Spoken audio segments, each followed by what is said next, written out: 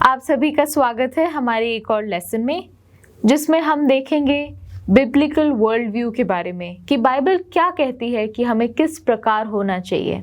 हम देखेंगे कि यीशु मसीह भी इस दुनिया में रहते हुए इंसान था और हमें उसकी तरह होना चाहिए। तो आइए अपनी चर्चा में चलते हैं और जानते हैं इसी के बारे में। और स्वागत है आपका दर्शकों आज की हमारी नई चर्चा में। और आज की चर्चा का विषय रहेगा मसीह जीवन और ये संसार। तो आइए देखिए कि किस तरीके से एक मसीह इस संसार में रहते हुए भी मसीह के पीछे चल सकता है और एक पवित्र मसीह जीवन को व्यतीत कर सकता है। तो हमारी चर्चा का आप हिस्सा बनिए। इससे पहले हम आगे बढ़ें, एक आयत मैं चाहूँगा कि हम पढ़ें, लूका 2 बाब और उसकी 52वीं आयत। पादरी साहब अगर आप हमारे लिए लूका 2 बाब 52 आयत। और यीशु बुद्धि और डील डॉल में और परमेश्वर और मनुष्य के अनुग्रह में बढ़ता गया। देखिए 4 चीज़ें यहाँ पर हैं। पहले तो हम इस चीज़ को जान लें कि यीशु के बारे में जब हम बात कर रहे हैं तो यीशु पूर्णतया से मनुष्य है, इंसान है। ये नहीं माने कि वो खुदा था, जब इस दुनिया में था खुदा है, खुदा था, लेकिन जब वो इस दुनिया में था तो पूर्ण रूप से क्या था? मनुष्य था। और मनुष्य की तरह उसने इस संसार में अपने जीवन को व्यतीत किया। ठीक है कि नहीं? अब यहाँ पर आप दोबारा इस आयत को पढ़ेंगे हमारे लिए। तो मसीह और यीशु बुद्धि और डील डॉल में, अगर आप बुद्धि कहेंगे तो कहेंगे मानसिक तौर से, मेंटली है ना, मेंटली, मानसिक तौर से। फिर और डील डॉल में यानी शारीरिक तौर से जी। ठीक है, हेल्थ वाइज वो और फिर उसके बाद और परमेश्वर मतलब आत्मिक तौर से, स्पिरिचुअली, और मनुष्य के अनुग्रह में बढ़ता गया। मनुष्य के अनुग्रह में मतलब सामाजिक तौर से। तो 4 डायमेंशनल ग्रोथ है मसीह की।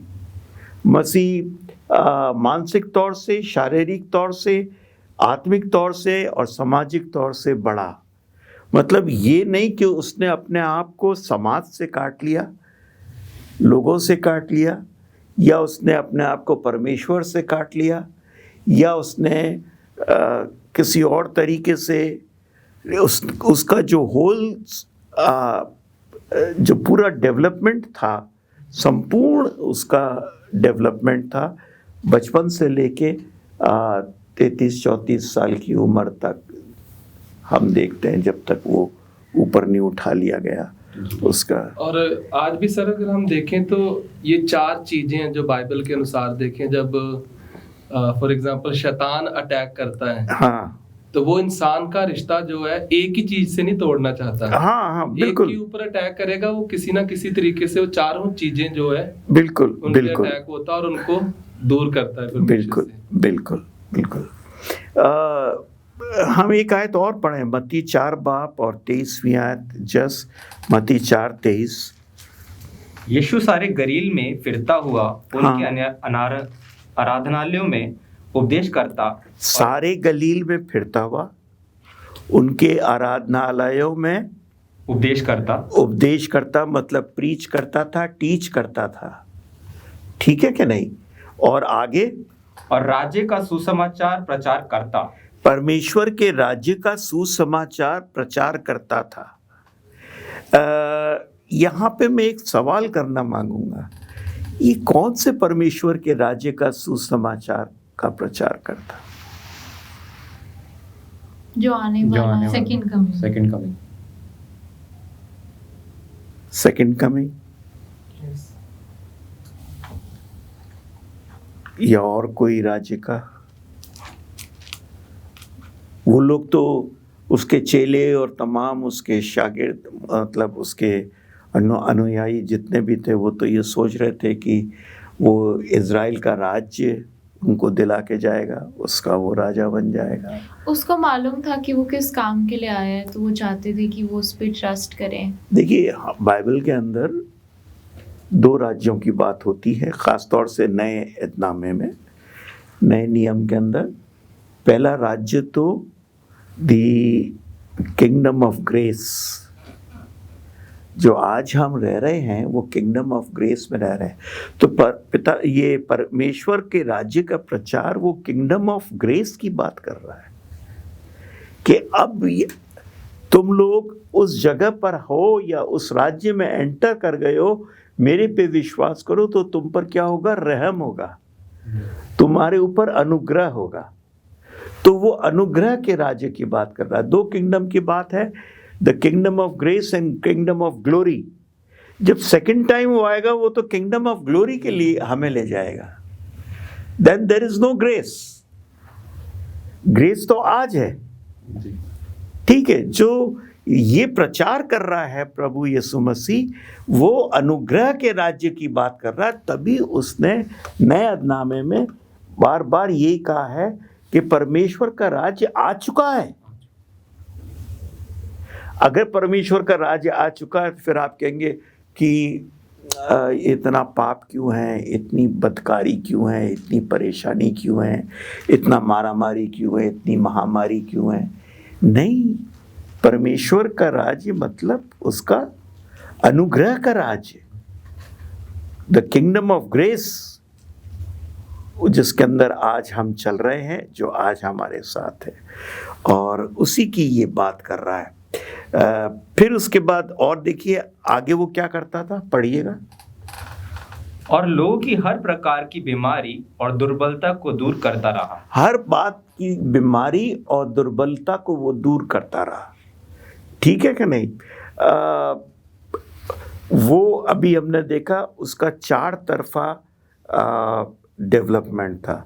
आत्मिक तौर से था, शारीरिक तौर से था, सामाजिक तौर से था और मानसिक तौर से था। तो ये 4 तरफा था। तो सामाजिक तौर से वो समाज में लोगों के अंदर घूमता फिरता था।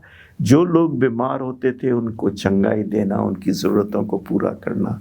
उसने लोगों को खाना भी खिलाया, उसने ज़्यादातर चंगाइयाँ दी क्योंकि लोग आते थे उसके पास चंगाई पाने के लिए। तो यहाँ हम एक इंट्रोडक्शन देख रहे हैं प्रभु यीशु मसीह का, उसके मनुष्य जीवन का, और किस तरीके से वो अपने पिता के साथ, अपने लोगों के साथ शारीरिक तौर से, आत्मिक तौर से, सामाजिक तौर से बंधा हुआ था। एक ब्रेक ले लें दर्शकों, एक छोटे से ब्रेक के बाद वापस लौटते हैं।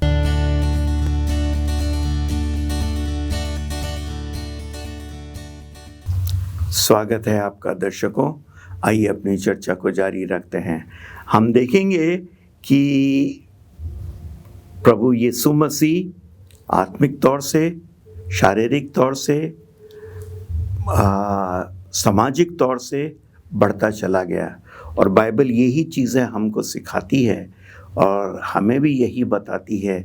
आज का जो हमारी चर्चा है वो ज़्यादातर बाइबल की उन आयतों पे, उन पदों से है जो हमें इन संसार में रहते हुए गाइड करती है कि हमारा जीवन कैसा होना चाहिए। हम चाहेंगे कि हम पढ़ें 1 कुरिन्थियों 6 बाब उसकी 19 और 20वीं आयत। क्या तुम नहीं जानते कि तुम्हारा देह पवित्र आत्मा का मंदिर है, जो तुम में बसा हुआ है और परमेश्वर की ओर से मिला है? तुम्हारा देह क्या है?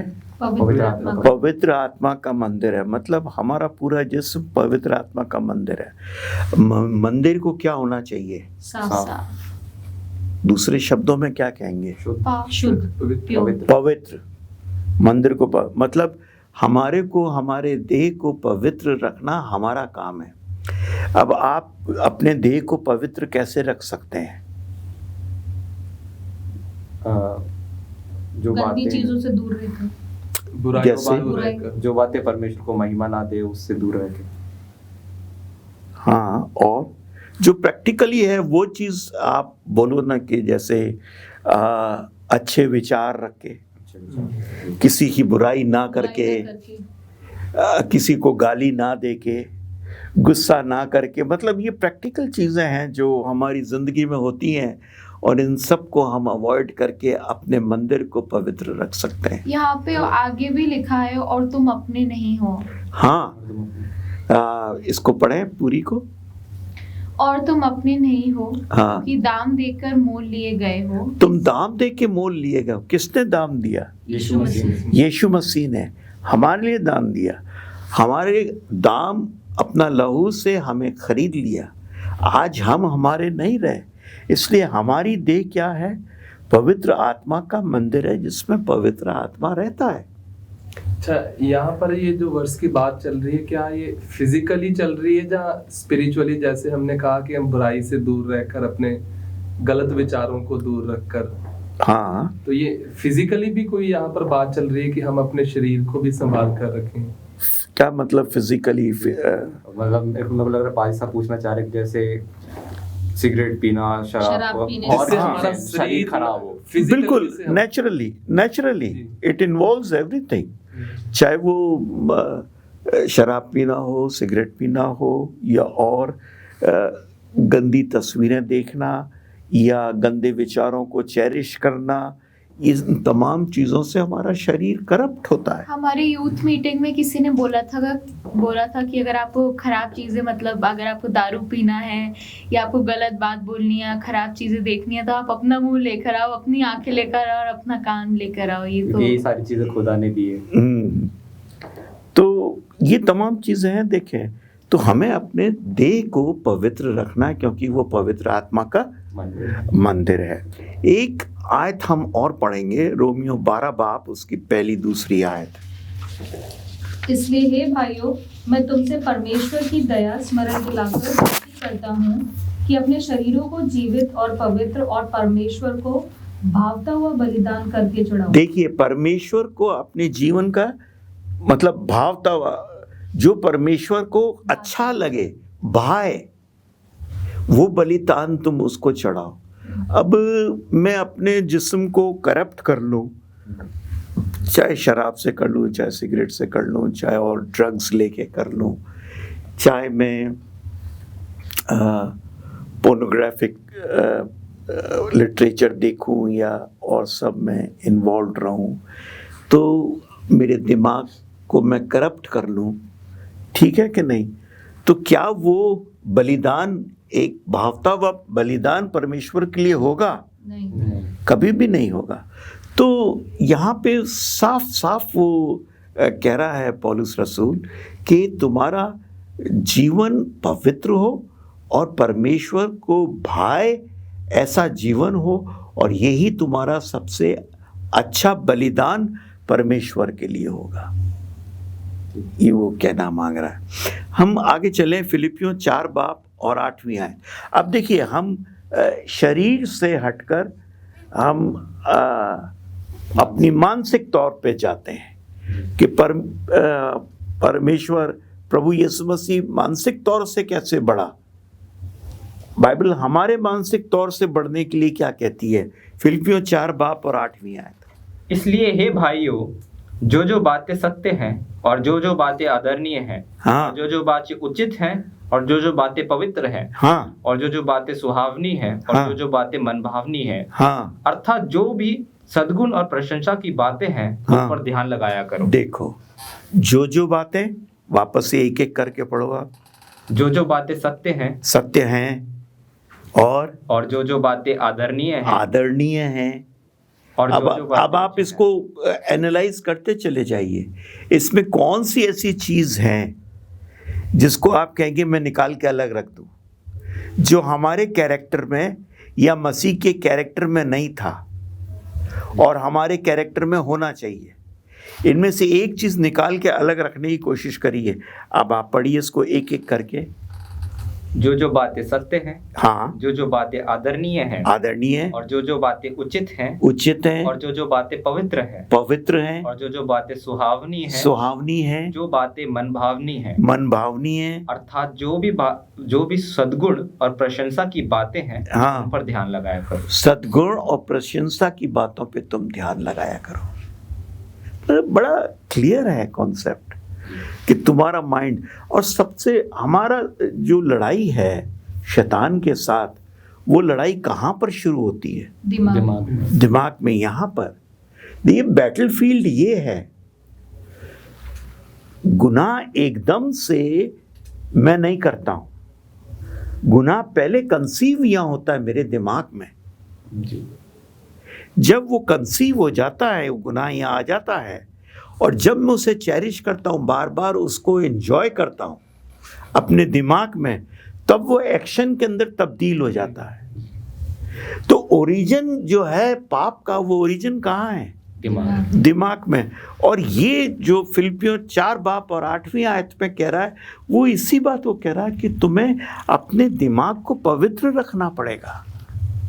अपने दिमाग से वो तमाम चीजें निकालनी पड़ेंगी जो उचित नहीं है। सर, क्या एक इंसान होने के नाते हम अपने आप को पवित्र रख सकते हैं, हमारा दिमाग रख सकते हैं? क्योंकि चारों तरफ हमें तो सिर्फ गंदगी दिखाई देती है, तो हम उसकी तरफ अट्रैक्ट होते हैं। क्यों नहीं रख सकते हैं? रख सकते हैं पवित्र आत्मा की देन से। प्रभु ने हमारे को पवित्र आत्मा का वरदान दिया है जी। और वो वरदान मिलने के बाद हम अपने आप को तमाम इन चीज, इसका ये मतलब नहीं कि मैं पाप करूंगा ही नहीं, मैं पाप जरूर करूंगा, लेकिन पाप में पड़ा नहीं रहूंगा। पाप करना और पाप में पड़े रहना में दोनों में फर्क है। मैं पाप में पड़ा नहीं रहूंगा, मैं पाप करूंगा, लेकिन उसमें आज मैंने कर दिया, मैं फिर शायद कभी नहीं करूं, और करूं भी तो फिर मैं उसको नहीं टालने की कोशिश करूंगा। भाई हमारी तो प्रवृत्ति पाप करने की है। अगर हम इस प्रवृत्ति के साथ जी रहे हैं तो हम पाप करेंगे, लेकिन परमेश्वर हमें ताकत देता है। एक ब्रेक लें, एक छोटा सा ब्रेक ले लें, फिर अब बात करते हैं। दर्शकों, एक छोटे से ब्रेक के बाद हम वापस लौटते हैं।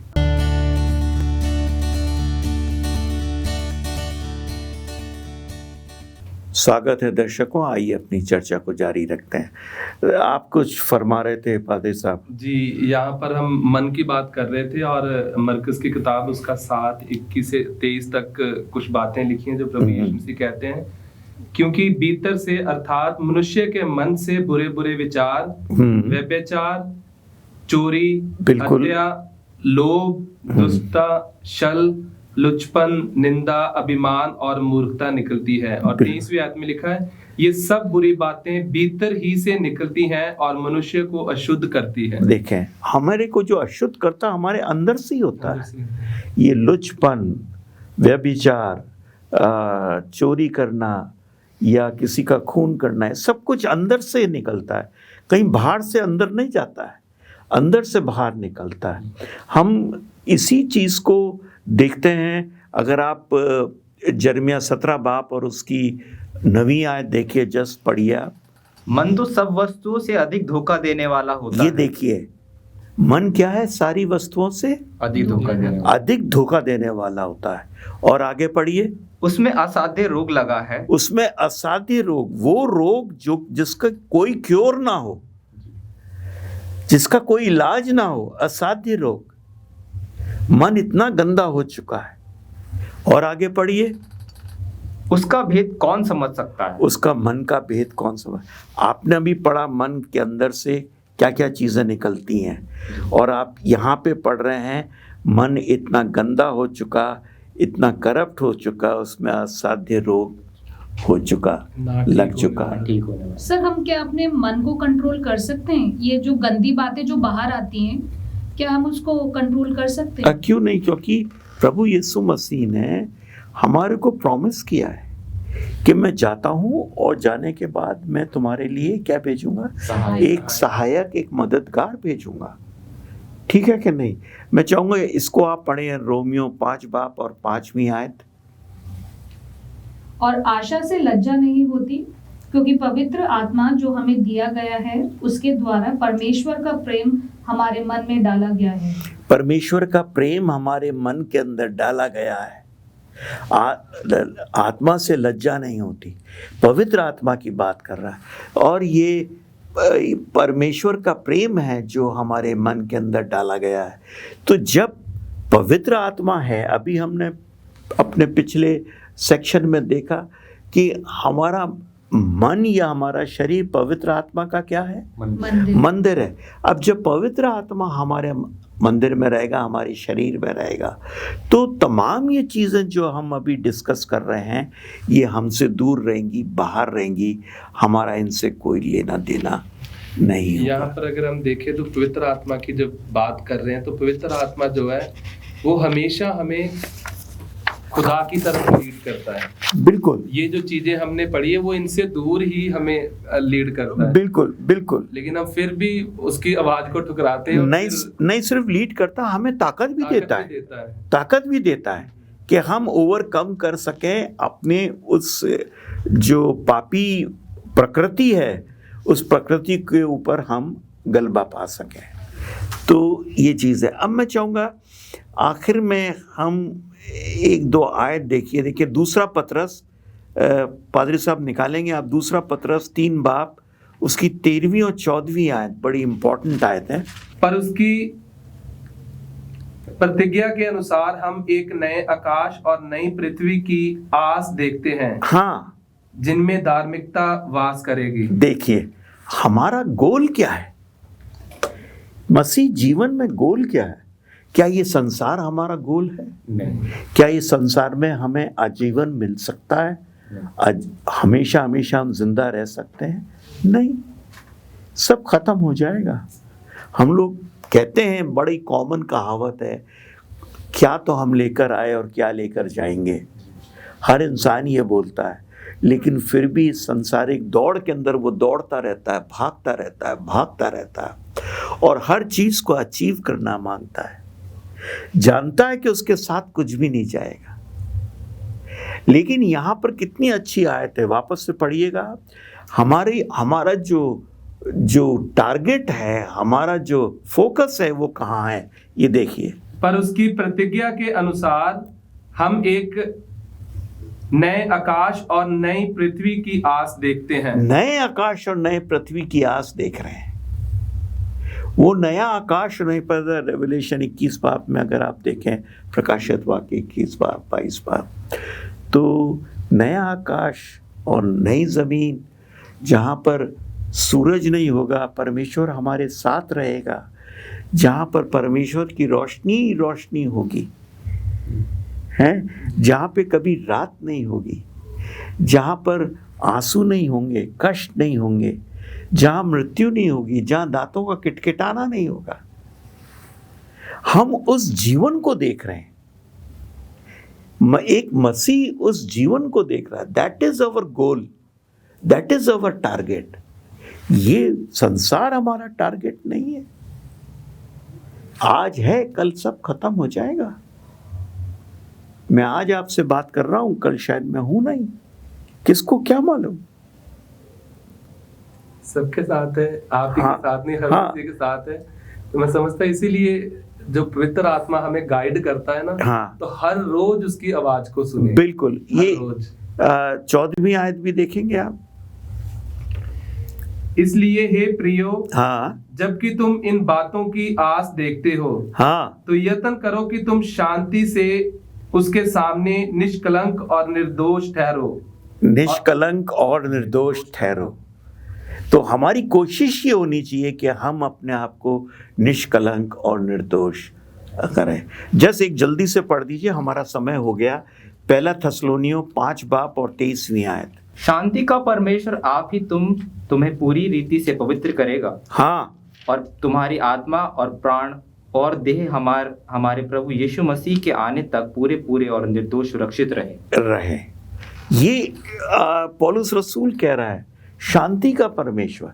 देखिए, अगर मेरा करप्ट जीवन है तो मैं उसको साफ नहीं कर सकता। उसको साफ करने वाला कौन है? प्रभु यीशु मसीह। वो अपनी आत्मा से मुझे धोकर साफ करेगा। वो अपनी ताकत से मुझे ताकत देगा कि मैं एक अच्छा और एक निर्मल जीवन को व्यतीत कर सकूं। तो आज हमने देखा कि एक मसीह होते हुए, इसी संसार में रहते हुए, हम अपने आप को तैयार कर रहे हैं उस संसार के लिए जो हमेशा के लिए है और हमेशा तक रहेगा। दर्शकों, आज की हमारी चर्चा में हमने देखा कि हम अपने खुद के नहीं हैं, पर हमारे लिए हमारी प्राइस पहले ही पे कर दी गई है, हमारे लिए हमारा मूल पहले ही चुका दिया गया है। हमने देखा कि कैसे यीशु मसीह ने अपनी जान देके हमारे को खरीदा है, और अब हमारे ऊपर ये रिस्पॉन्सिबिलिटी है कि हम वो सारी चीज़ें करें और उन सारी चीज़ों पे ध्यान लगाएं जो अच्छी हैं, और उन सारी चीज़ों से अपने दिमाग को और अपने आप को बचा के रखें जो परमेश्वर की महिमा नहीं करती हैं। हम इन्हीं कुछ लेसन्स के साथ आपके साथ दोबारा मिलेंगे। आप हमारे साथ बने रहिए।